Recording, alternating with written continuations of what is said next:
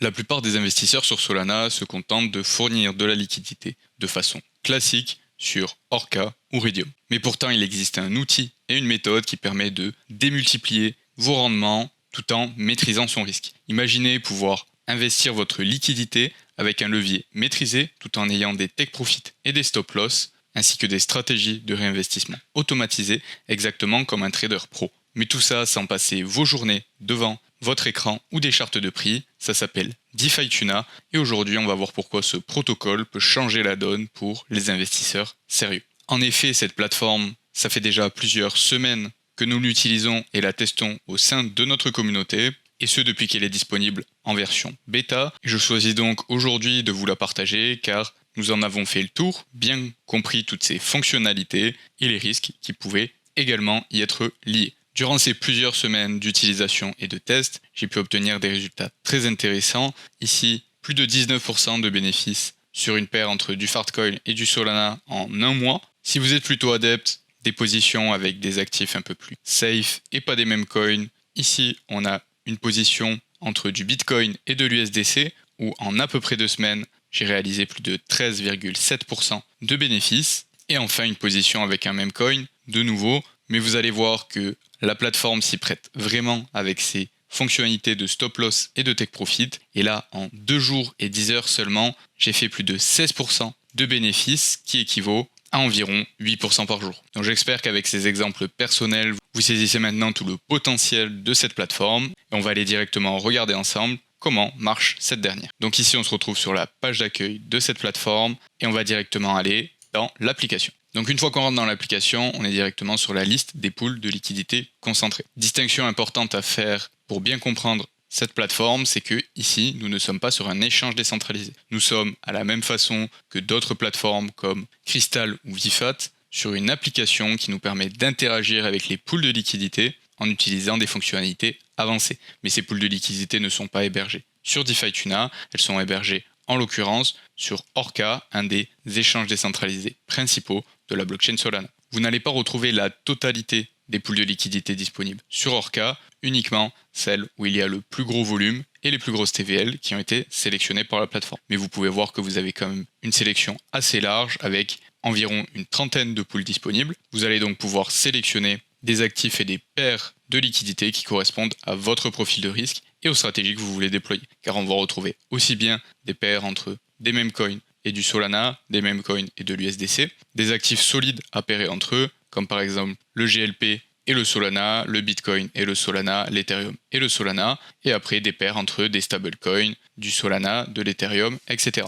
Donc vraiment, quel que soit votre profil d'investisseur, vous allez trouver votre bonheur. Ici, on a quand même un panel de paires de liquidités assez important pour utiliser les fonctionnalités de la plateforme. Maintenant, si on va sur la paire par exemple Solana USDC et qu'on clique sur cette dernière, on va rentrer dans l'interface pour paramétrer notre position. Ici, de la même façon que vous viendriez paramétrer votre position sur Orca, vous pouvez directement définir votre fourchette de prix. Là, le prix actuel, on le voit ici, représenté par la barre blanche en pointillé à 177,58$ actuellement, et on peut définir la fourchette de prix que nous souhaitons avec la borne basse et la borne haute. Donc ici, si on se retrouve sur la charte de prix entre le Solana et l'USDC, on va pouvoir définir une fourchette de prix qui nous paraît cohérente pour ces actifs. Donc là, on peut venir l'élargir pour prendre en compte la volatilité récente. On voit que mi-juillet, on était vers les 200$. Donc suivant si vous voulez avoir une fourchette de prix plus ou moins passive et ouverte de façon asymétrique à la hausse, vous pensez que le Solana a un fort potentiel d'aller retourner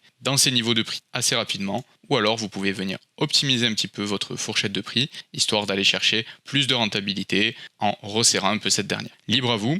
Une fois que vous avez défini votre fourchette de prix, vous pouvez venir la rentrer ici très simplement, donc par exemple 155 en bas, 192 en haut. Et une fois qu'on a cette fourchette de prix, on voit ici les rendements projetés sur les prochaines 24 heures. Donc là, on aurait 0,28% de rentabilité durant les prochaines 24 heures. Bien entendu, ici, on projette 0$ de rentabilité car on n'a pas rentré de montant à investir. Donc là, si jamais je venais dire que je voulais mettre 1000$ dans cette stratégie, on voit que ces 0,27% de rendement journalier correspondent à 2,75$ pour 1000$ d'investissement. Chose qui est assez intéressante, c'est qu'on peut investir avec un seul actif et que le swap pour avoir le bon ratio d'actifs va se faire automatiquement via la plateforme DeFi Tuna. Donc ça, c'est quelque chose d'assez classique qu'on a l'habitude d'avoir sur pas mal de plateformes, mais qui n'est pas forcément disponible quand vous investissez directement sur Orca, où vous devez faire un premier swap puis investir dans la position. Donc c'est toujours une fonctionnalité appréciable. Maintenant, définir la fourchette de prix et investir notre montant, c'est des choses que nous avons l'habitude de faire quand nous interagissons directement sur Orca. C'est maintenant que les fonctionnalités avancées vont arriver. Donc la première, ça va être de pouvoir définir du levier. Vous allez avoir différents niveaux de levier disponibles suivant les différentes paires de liquidités pour lesquelles vous investissez. Ça va aller de x2 au minimum à x6 au maximum. Ça dépendra des actifs qui composent votre paire de liquidités et la confiance en termes de volatilité que la plateforme a dans ses actifs. Ici, en l'occurrence, entre du Solana et de l'USDC, on est sur réellement un niveau de risque modéré, donc on peut aller jusqu'à x6 en levier. Donc vis-à-vis du levier, il y a pas mal de choses à comprendre. La première chose, c'est que vous voyez des bornes rouges apparaître. Le trait blanc au milieu, on l'a déjà dit, c'est notre prix actuel. Les bornes violettes, c'est le haut et le bas de notre fourchette de prix. Et les bornes rouges, ça correspond à une fermeture automatique de notre position et une liquidation partielle. Pourquoi ? Parce que vous venez emprunter du capital à la plateforme. Là, en mettant du levier x6, vous allez déployer vos 1000 $ de capital et la plateforme va vous prêter 5 fois le montant que vous investissez dans la position pour que vous ayez au total 6 fois plus de capital que si vous aviez investi uniquement votre capital personnel. Donc vous avez peut-être l'habitude des effets de levier que vous pouvez faire sur des trades en futur ou en perpétuel. Ici, quand je vous dis fermeture automatique de la position et liquidation partielle, vous vous rendez compte que ça ne marche pas exactement de la même façon, car quand vous êtes liquidé sur un trade avec du levier, vous perdez la totalité de votre capital. Ici, vous ne perdez pas la totalité de votre capital, car le risque de volatilité encouru par les actifs qui vous sont prêtés, la plateforme DeFi Tuna ne va pas vous en tenir responsable. Donc là, par exemple, si je venais emprunter 5000 $, donc un levier x6 sur mes 1000 $, ici, je peux sélectionner si je veux emprunter à 100% en USDC, auquel cas on me prêtera 5000 $ ou 5000 USDC, la totalité de l'emprunt en token USDC. Je peux faire également la totalité de l'emprunt en token SOL, ce qui, cours actuel avec un prix de 177 $, équivaut à 28,15 tokens Solana, ou alors je peux sélectionner du 50-50 où j'aurai la moitié, 2500 $ d'USDC et 14 et quelques tokens Solana. Donc ici, dès qu'on a un actif volatile qui fait partie des actifs empruntés pour appliquer l'effet de levier sur notre position, la volatilité de ce dernier, on n'en sera pas tenu responsable. DeFi Tuna accepte le risque que les actifs soient volatiles. En revanche, ce que DeFi Tuna n'accepte pas, c'est les risques liés à notre stratégie. Donc notre stratégie de fourniture de liquidité avec des fourchettes de prix plus ou moins serrées. Cela va causer, bien entendu, de la perte impermanente, donc un manque à gagner. Car ici, ce que nous empruntons, c'est par exemple 2500 USDC et 14 et quelques tokens Solana au moment de l'ouverture de la position. Et au moment de la fermeture de la position, nous devrons rendre et rembourser à DeFi Tuna ces 14,078 tokens Solana et ces 2500 tokens USDC, quoi qu'il soit arrivé dans notre position. Donc, comme vous le savez, on a un changement de ratio d'actifs au sein des paires de liquidités concentrées. Donc, au fur et à mesure que le prix va évoluer, nous serons exposés plus ou moins à l'USDC ou au Solana, ce qui veut dire que à partir du moment où nous fermons notre position à un prix différent de notre prix d'entrée, nous n'aurons pas le même ratio d'actifs qu'à l'ouverture de la position, donc nous n'aurons pas exactement dans notre position ces 2500 USDC et 14,078 tokens Solana à rendre à la plateforme. Dans ce cas-là, ce qu'il faudra faire, c'est vendre une partie des tokens qui composent notre position au moment de la fermeture pour rembourser l'emprunt. S'il reste des tokens, une fois que nous avons fait ces swaps pour rembourser l'emprunt, ça c'est de la plus-value que nous pouvons garder en bénéfice. En revanche, s'il y a un manque à gagner dû à la perte impermanente, ce sera prélevé dans notre capital personnel. Et donc ces bornes rouges pour la liquidation sont le risque maximum que DeFi Tuna est prêt à prendre, ce qui veut dire que ça fermera automatiquement notre position et que une partie de notre capital sera prélevée pour pouvoir rendre ces 2500 $ d'USDC et ces 14,078 tokens Solana à la plateforme DeFi Tuna à la fermeture de cette position. Donc ça n'est pas une liquidation, mais une fermeture automatique et un remboursement de l'emprunt à la plateforme. Donc voilà, c'était une explication un peu longue, mais je pense que c'était important de comprendre ça. Et d'ailleurs, en parlant de l'effet de levier, comme je vous l'ai dit, on peut soit le prendre à 100% en USDC, soit le prendre à 100% en Solana, soit faire un mix des deux, donc 50-50, ou plus en faveur de l'USDC ou plus en faveur du Solana. En quoi ça serait intéressant et qu'est-ce que ça change pour nous? Ça va faire un long ou un short sur le marché. Pour bien comprendre ça, je vous ai fait un petit schéma. Donc disons qu'on vienne investir 1000 $ sur notre position Solana USDC en y mettant un levier x2 grâce à la plateforme DeFi Tuna. Donc là, on peut sélectionner soit, pour faire simple, on va parler d'emprunt à 100% en Solana ou à 100% en USDC pour que vous puissiez comprendre. Si j'emprunte 100% de mon levier x2 en Solana, je vais emprunter 1000 $ en Solana avec un prix à environ 170 $ par token Solana, ça me ferait 5,88 tokens Solana empruntés. Si jamais le Solana monte de 25% en valorisation, au moment de fermer ma position et de rembourser mon prêt, j'aurai 5,88 tokens Solana à rembourser car c'est ce que j'avais emprunté à l'origine. La plateforme veut que je lui rende le même nombre de tokens que j'avais emprunté. Ici, si le prix a monté de 25%, on doit donc rembourser dorénavant 1250 $.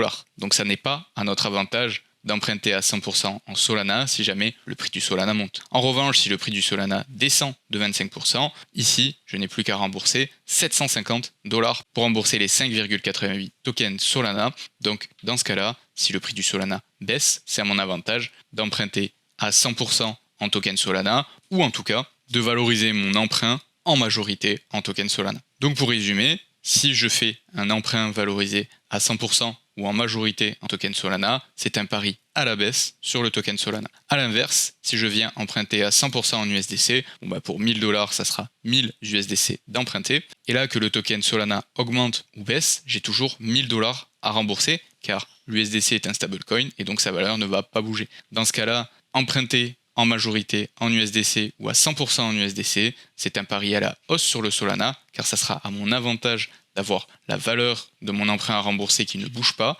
alors que les tokens qui composent ma paire de liquidité, eux, gagnent en valorisation. Donc en termes de trading, on va dire qu'un emprunt valorisé à 100% en Solana, ça serait un short sur le Solana, et un emprunt valorisé à 100% en USDC, ça serait un long sur le Solana. Voilà un petit peu comment ça marche, et bien entendu, vous pouvez le faire également sur des paires de liquidités composées de deux actifs volatiles. Si on prend le même exemple avec 1000 $ d'investis sur une paire de liquidités entre du Solana et du Bitcoin, on y applique un levier x2, je peux soit emprunter en Solana, soit en Bitcoin. En Solana, ça sera le même calcul que juste avant, 5,88 tokens Solana d'emprunter. Si le Solana monte, j'ai plus à rembourser. Si le Solana descend, j'ai moins à rembourser. Donc là, un pari à la baisse sur le Solana. A l'inverse, si j'emprunte à 100% en Bitcoin, si le Bitcoin monte, j'ai plus à rembourser. Si le Bitcoin descend, j'ai moins à rembourser. Donc un pari à la hausse sur le Bitcoin. Ici, la nuance qu'il faut apporter quand on est sur une paire d'actifs tous les deux volatiles, c'est que quand je dis que c'est un pari à la baisse sur le Solana ou un pari à la hausse sur le Bitcoin, ça n'est pas forcément que si j'emprunte en majorité ou à 100% en token Solana par exemple, je m'attends à ce que le Solana perde en valorisation. Non. Ici, je m'attends à ce que le Bitcoin surperforme le Solana si j'emprunte en majorité ou à 100% en Solana. A l'inverse, si je pense que le Solana va surperformer le Bitcoin, il est dans ce cas-là plus intéressant pour moi d'emprunter une majorité de tokens Bitcoin ou la totalité de mon emprunt valorisé en token Bitcoin. Donc voilà un petit peu pour les longues et les shorts sur le marché. Lorsqu'on applique un effet de levier sur nos positions, assez important à comprendre et j'espère que ça aura été clair. De toute façon, si vous avez des questions, n'hésitez pas à les poser dans la section commentaires, j'y répondrai avec plaisir. Et donc là, c'était l'explication pour le levier si on venait valoriser le levier davantage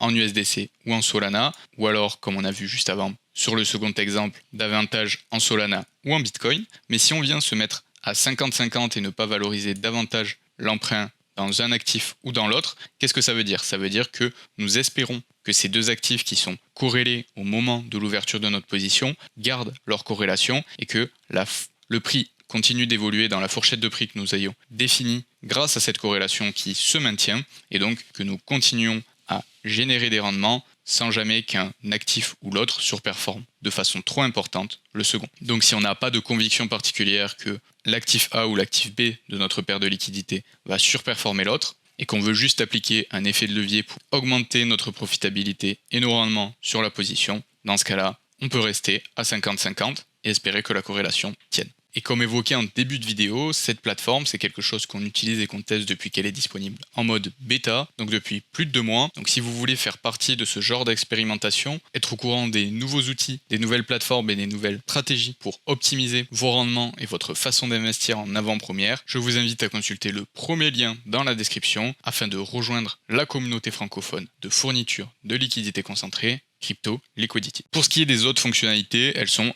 tout de même plus simple et plus facile à comprendre, donc on va moins s'attarder dessus, notamment la fonction auto-compounding. Donc si on l'active, ça veut dire que nous allons automatiquement réinvestir nos rendements dans la position à partir du moment où nous avons accumulé suffisamment de rendements pour que ça soit pertinent de faire un réinvestissement en prenant en compte les frais de transaction. Les frais de transaction sur le réseau Solana sont vraiment accessibles et pas très élevés, donc ça va être à peu près tous les 8 à 15 dollars environ que ces rendements vont être réinvesti, ça va nous permettre d'avoir un effet boule de neige des intérêts composés. Très intéressant. Vous avez 2 options quand vous activez cette fonction d'auto-compounding. La première, ça va être le Keep Leverage. Keep Leverage, ça veut dire que ici, par exemple, si nous avons défini un levier x2 sur notre position, les rendements que vous collectez vont être réinvestis. Donc par exemple, 10 dollars de réinvesti, 10 dollars également d'emprunter sur ce nouveau investissement pour garder le levier x2 que vous avez sur votre position. En revanche, si vous sélectionnez l'option Reduce Leverage, vous allez dans ce cas-là réinvestir vos 10 dollars sans emprunter de nouveau du capital sur ce nouveau montant réinvesti, ce qui veut dire que votre effet de levier va au fur et à mesure des réinvestissements et de la durée d'activité de votre position être réduit, car l'effet de levier, c'est le ratio entre votre capital investi et le capital que vous avez emprunté. Donc au fur et à mesure que vous réinvestissez des rendements sans continuer à emprunter du capital sur ces nouveaux montants investis, les bornes de fermeture automatique de votre position et de liquidation partielle vont s'éloigner du prix actuel au fur et à mesure que votre effet de levier est réduit. Donc ça, intéressant, vous pouvez sélectionner l'un ou l'autre suivant le profil de risque de votre position et suivant si vous avez déjà appliqué un levier plus ou moins important et que les bornes de fermeture automatique de la position sont plus ou moins proches de votre prix actuel. Ici, avec un levier x2, vous voyez qu'on est très très loin. On pourrait dire qu'on veut garder l'effet de levier sur les rendements réinvestis. En revanche, si on venait appliquer un levier beaucoup plus important où les bornes de fermeture automatique de la position sont beaucoup plus proches de notre prix actuel, dans ce cas-là, il serait peut-être plus pertinent d'appliquer l'option de réduire le levier à chaque réinvestissement. Et enfin, la dernière option et fonctionnalité qui est très intéressante pour moi, c'est les lower limit ou upper limit. Donc ça marche un petit peu comme des stop loss et des take profit. On appelle ça lower et upper limit car, bien entendu, lorsqu'on est sur une paire comme celle-ci entre du Bitcoin et du Solana, c'est pas parce que le prix au sein de la pool descend que le prix du Bitcoin ou du Solana est en train de descendre. De la même façon, c'est pas parce que le prix au sein de la pool monte que le prix du token Solana ou du token Bitcoin sont en train de descendre, car ici, le prix au sein de la pool, c'est combien de Solana il me faut pour acheter un Bitcoin, et ça ne représente en rien leur valorisation en dollars. Donc c'est pour ça que c'est upper limit et lower limit et pas take profit et stop loss, mais ça marche de la même façon, c'est-à-dire que nous pouvons définir des prix valorisés en prix de la pool, donc combien de Solana il me faut pour acheter un Bitcoin, en l'occurrence sur cette paire ici, et ça va venir automatiquement fermer notre position quand nous atteignons ces prix. Donc là, par exemple, en lower limit, je peux sélectionner 640 et ça va me définir une lower limit pour la fermeture automatique de ma pool si jamais le prix atteint les 640 Solana pour acheter un Bitcoin. De la même façon, je peux le faire en haut à 670 par exemple, et ça va me définir